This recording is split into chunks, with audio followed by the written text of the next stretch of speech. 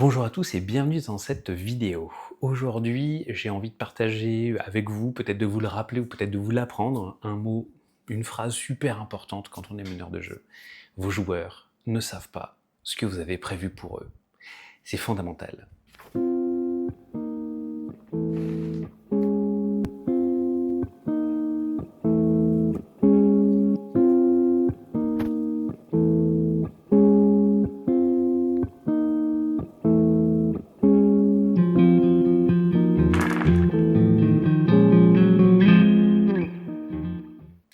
C'est super important parce que c'est la grosse angoisse des meneurs de jeu, surtout débutants, c'est de se dire j'ai prévu toute une histoire, j'ai prévu des protagonistes, des antagonistes, des lieux, des machins, mais si jamais mes joueurs ils décident d'aller ailleurs, comment je fais? Parce que je serais perdu, j'aurais pas prévu ce qui se passe ailleurs. Gardez toujours en tête que vos joueurs ne savent pas ce que vous avez prévu. Du coup, c'est super facile de déplacer les péripéties. Si jamais vous vous avez dit à vos joueurs, vous arrivez dans un village assez sombre, assez sale, voilà, il y a de la boue de partout, il pleut depuis un long moment, vous avez des orages qui... Et vous voyez sur une colline un espèce de grand château un peu lugubre avec des lumières tremblotantes derrière une ou deux vitres. Et puis au pied de ce promontoire, vous avez tout un petit village, donc comme je le disais tout à l'heure, qui est assez sale, qui a l'air assez pauvre. Qu'est-ce que vous voulez faire? Vous avez prévu qu'ils aillent au château, parce qu'évidemment vous y avez collé un vampire, vous y avez collé des histoires, vous y avez collé un drame, vous y avez collé plein de choses. Mais peut-être que vos joueurs disent ah non non non, moi désolé, mon personnage il est super angoissé, il a très très peur, il va certainement pas aller sur le château qui est sur le promontoire alors qu'il y a une nuit d'orage, ça lui rappelle des choses, des histoires qu'il a lues, hors de question. Nous on va se trouver une petite auberge dans le village et puis demain on s'en va et on continue notre route. Au lieu de vous dire bah non mais il faut aller au château en fait, dites-leur ok pas de problème.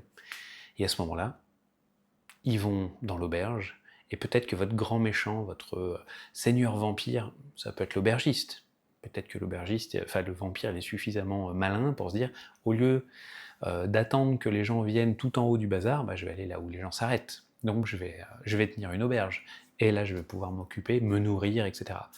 Peut-être aussi que l'aubergiste est au service du vampire. Peut-être aussi que le village sacrifie les gens aux vampires, ou amène les voyageurs aux vampires pour éviter de se faire bouffer eux-mêmes.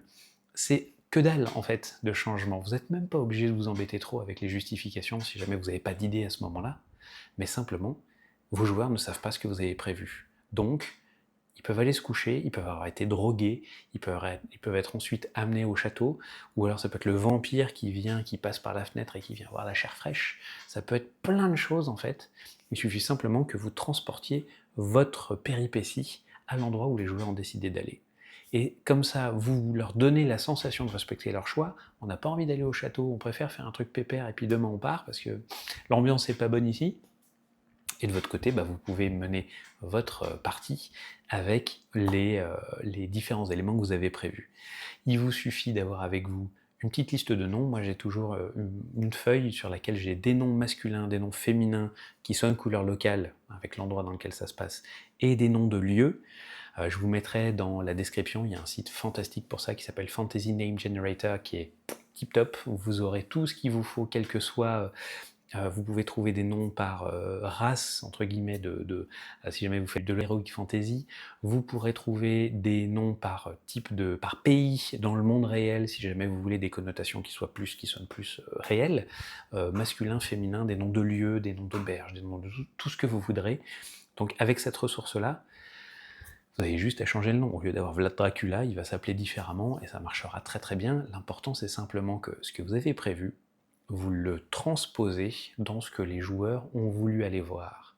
Comme ça, tout le monde est heureux, tout le monde a l'impression d'être dans de la liberté et dans du choix. Et puis vous pouvez commencer à dérouler votre scénario de la meilleure des façons.